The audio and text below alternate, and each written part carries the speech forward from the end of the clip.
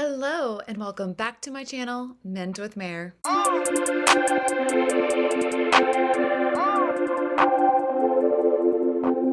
Okay, you all, I'm going to be changing it up today. I am going to be talking about Scandoval, but maybe not exactly what you would expect. I've been extremely disturbed by Tom Schwartz. My purpose of this channel is to mend and heal ourselves. And one of the best ways to heal ourselves is through understanding human behavior through the lens of psychology. I felt as if it was really, really important to bring to light the characteristics of covert narcissism. My mind has been blown that more people do not have a focus on Tom Schwartz and his behavior and his choices. He flies under the radar, which makes him probably the most dangerous person on the show. And you might be like, Meredith, what are you talking about? He is sweet and kind, and he's meek, he's mild, he tries not to disrupt anything. I don't believe it. I think it's an act. Now, before I begin going into any of the psychology perspective of this, I just want to state that Tom Schwartz, Sandoval, Raquel, any of the people on the Vanderpump cast, I just want to state that I'm not diagnosing them. I'm not their treatment provider. I do not have that authority. I am just going off of what I see on the show, and I know that that's cut down versions of hours of filming, and that there's lots of editing. But I think that it's very important for us to break it down because a lot of my subscribers, you all love Lana and you love Taylor. And there's a lot of discussion and treatment against those two women that have dealt with overt narcissism, but absolutely covert narcissism. And I think that covert narcissism can be so much more dangerous. This is where I think we have to shine a light on Tom Schwartz, and that yes, what Tom Sandoval did with Raquel is absolutely horrific. And I'm so sorry to Ariana that she's had to go through that. I feel for her so much. And the fact that it was her best friend, it's horrible, horrible. But it's not something that I wouldn't expect from Tom Sandoval. He is definitely someone who kind of doesn't hide any of his narcissism. He's the type that does the grand gestures to get attention and to get praise, like flying Schwartz's family members in for his wedding or paying for James Kennedy's wedding. It's very out there. And why I'm not totally surprised is because this man requires a lot of attention.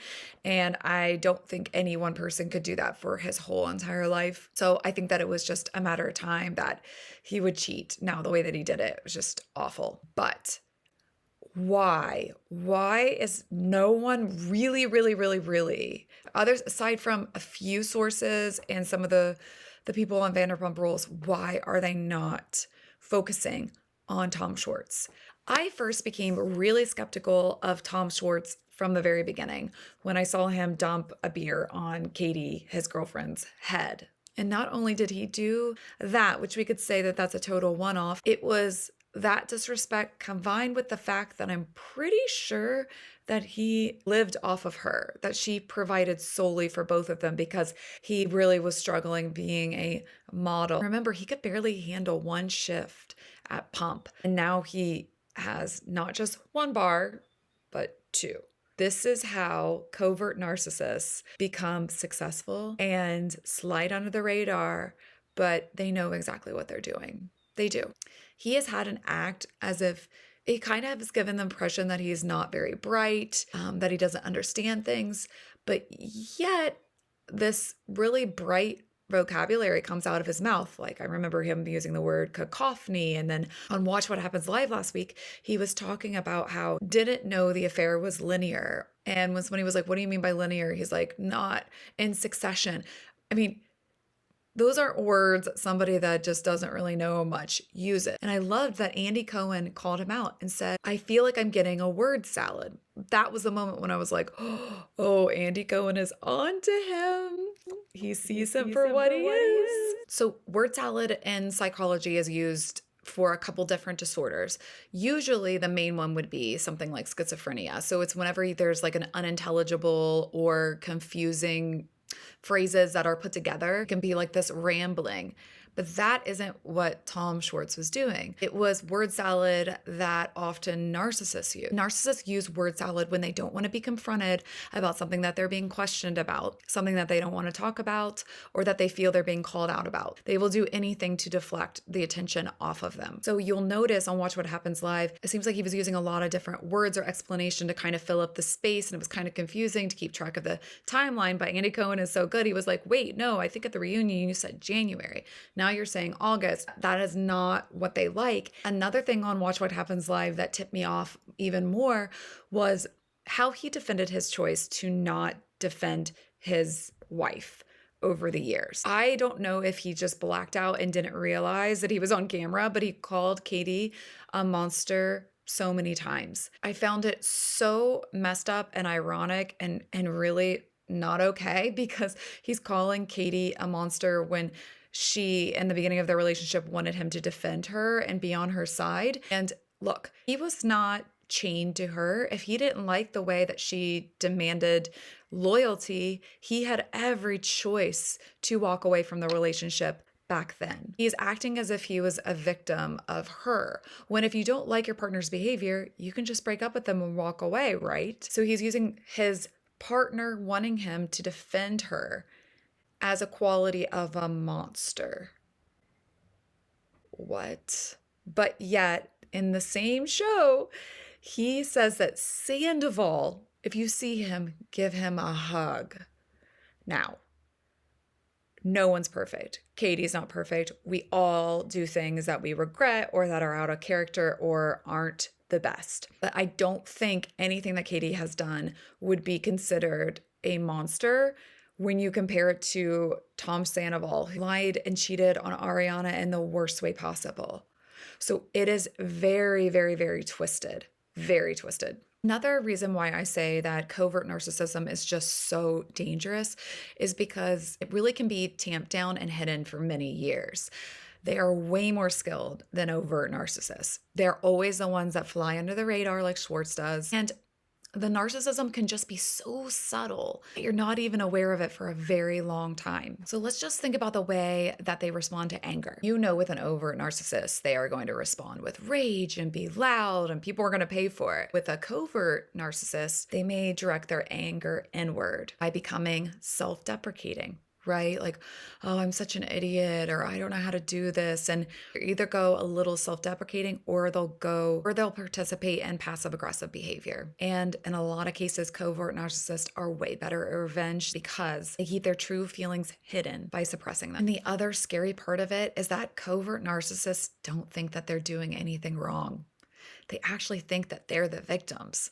They feel as if they're misunderstood or somebody can't understand them. They start to convince themselves that they did nothing wrong, that nothing is their fault, and then it becomes their reality. That's why they're so convicted. So before I go deeper into Schwartz's history and his behaviors, I want to talk a little bit more about what covert narcissism is. So they have a high sensitivity to criticism. Covert narcissists do not want to be mocked or criticized, so they will quickly turn criticism around and defend it quite quickly. They make a lot of backhanded insults or statements. They also have a difficult time fitting in. This is because they really do lack empathy. They have a hard time standing in somebody else's shoes. So they're very focused on themselves and critiquing their own image, which then makes it really hard for them to genuinely connect with other people. I don't think that they ever really show themselves truly. It's hard for them to connect socially because they're not being genuine in their social circles. Look, Tom Schwartz is kind of like water. Hear me out. He will fill up whatever vessel is in front of him. He will become like them. So think about how when you are around people that are also narcissists like Tom Sandoval, having a person like Tom Schwartz around is very valuable to him, but vice versa. Because Tom Schwartz, he will reflect back to people what they're giving out or agree with them, make them feel good. So in a crowd of narcissists, that makes him very lovable. The way that he actually imitates them validates other narcissists' poor behavior, which can be really soothing to other people. So think about it over the years. So he's a cheater when he's with Jax. He's the fashionable go-getter when he's with Tom Sandoval. And he becomes a drink dumping fighter when he is at Stassi's birthday party. Do you all remember that? So his personality is really dependent on his surroundings. So I'd mentioned being self-deprecating before. Covert narcissists rely on self-deprecation and negative self-talk as a means of getting sympathy. Think about it. If you say like, oh, I look awful today. Look at me. That causes other people to rush in and give you compliments, right? So it's a way for people to come in and rescue you. The feeling of somebody coming in and supporting you when you talk down about yourself, no matter how sincere or surface level it is, it feels as if it's a boost to their self-esteem. So they get attention in very subtle and sneaky ways. They also are dangerous because they seem more humble, because covert narcissists seem much more humble about their self-importance. But don't let it fool you, they still crave attention. They just use softer tactics to get what they want and to get reassurance of their talents and skills. They will do very little, but when they do put an effort on something, they are expecting compliments. And if they don't get that, that ignites that feeling of inadequacy and feeling underappreciated. And that is not going to be good because that is stored away in them. And they will find a way to make you feel bad about not giving them what they think they deserve for something that is maybe just the bare minimum. So I just see Schwartz as somebody who really avoids taking accountability. He's really good at finding a way to make something always somebody else's fault. He really can't take accountability for the things that he's done wrong. It doesn't even come across like he felt any obligation to Ariana. He didn't. And she was a groomsman in his wedding. Really interesting to dissect Tom Schwartz's behavior over the years and kind of put all the pieces together in light of all of the news that's come out around Randall. Tom Schwartz always seems to defend the men on the show's poor behavior toward women. And he does this tactic to Katie where he will make her feel bad for something that he did. So think back to whenever Jax really forced Schwartz's hand to admit that he did cheat on Katie, that he did like make out with some girl in Vegas, I think. Schwartz had denied this over and over and over again. And it wasn't until Jax forced his hand to come clean about it when Katie found out about the rumor and that it was true. So he was doing deny. But once he came clean with it, it was as if he wanted a pat on the back for doing the right thing. That is so not okay. I still think that he stayed friends with Jax because Jax had things on him for sure. Also, the way that Tom Schwartz talked about having to defend his wife over the years and how she abused that privilege of being defended is really maddening. It's so backwards. I'm sure that this had to have made Katie doubt her own reality, which is a tactic also of covert narcissists to make you doubt what's actually going on, because it's to their benefit if you do not. Because he would cheat and come back and be like, oh, Bubba, and never stood up for her, but yet he would defend Jax back in the day completely. And I think it's because when he defended Jax, it's like he was defending himself because he was likely guilty of a lot of the same things. He wears a mask as the nice guy when really he's the villain underneath it all. I mean, what he does is he cheats, comes in and minimizes what he did with her by repeating, Bubba, Bubba. Then he explains his reasons for why he did it, justifies the reasoning for it, trying to establish the reasons as facts. And then he'll call her a bitch and then ends up blaming her for the whole thing. I mean, when you think about Katie's behavior over the years, I can totally see that this is somebody who has been abused for many years. And any type of confrontations I think that she's gotten in or reactions that she's had to certain things, if they've ever seemed exaggerated, I think that it's just because it's somebody who they have been abused and had their reality warped many times. I also just want to quote quickly Taylor Swift's song when she says, "A friend to all is a friend to none." It's so true. It's like he tries to be so likable to everybody that he ends up hurting people. And sometimes you have to be loyal and you have to stand up for the people that you care about. So time and time again over the years, he has just demonstrated that what he cares about is everybody else by not being loyal and defending his wife. I want to talk a little bit about the Randall piece of this.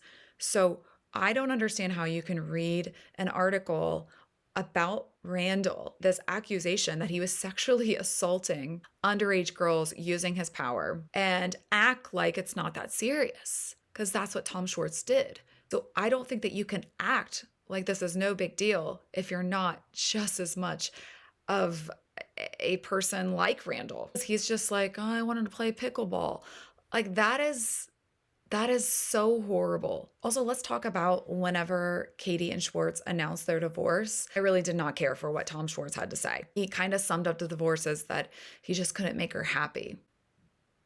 I don't believe that for a second. On its face, that looks like a logical statement to make. What he's trying to do is imply that he tried to please her. He failed because of her unreasonable expectations of him. But the truth is he didn't try. Frankly, if you are asking a partner to simply listen to you and be loyal to you, to listen to you and show initiative with you when handed amazing opportunities, that is not a big ask. I think she was very clear about how to make her happy and he wasn't able to follow through. I think she was very clear on how to treat her. I mean, think about him at their wedding when he said those vows about rebuilding their relationship and made everybody cry and emotional. But then a few months later, he cheated on her again. You know that he cheated before, but Katie and Tom were married. Jax really got hit hard for cheating on Brittany with Faith, as he should, but he really got it. But why did Tom Schwartz never really get made to feel bad or looked at as just was excused? He's just as manipulative, but he has a really good mask. Remember when Randall had that prank, the cop prank happened? Katie was react appropriately, I believed, to that situation,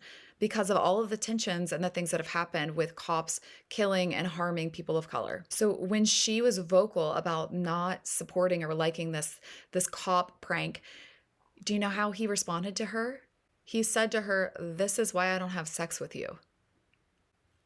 Who does that? Then he defends staying friends with Randall after the accusations that are backed up around his use of power and possible allegedly sexually assaulting underage girls, all of these things.